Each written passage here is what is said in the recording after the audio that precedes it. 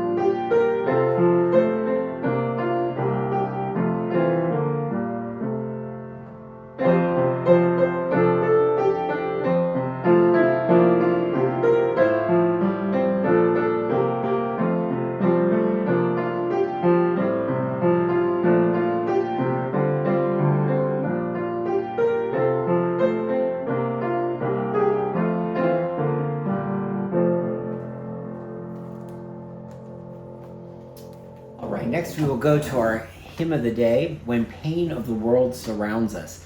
This has an interesting background to it. Not that any other hymn is not as interesting, but this is, I did not know this. The United Methodist Conference in Southern California owned a group of resident retirement facilities, and they had promised the residents that what they could pay at the time they entered the facility would give them lifetime care. And what happened was twofold. One was they lived longer than expected, and two, the care was more expensive than they thought. So they turned around, charged the residents more money against the agreement, and a lawsuit ensued. This hymn was written as a theme song at the conference meeting to address settling this lawsuit. So it was really kind of an interesting background. When Pain of the World Surrounds Us.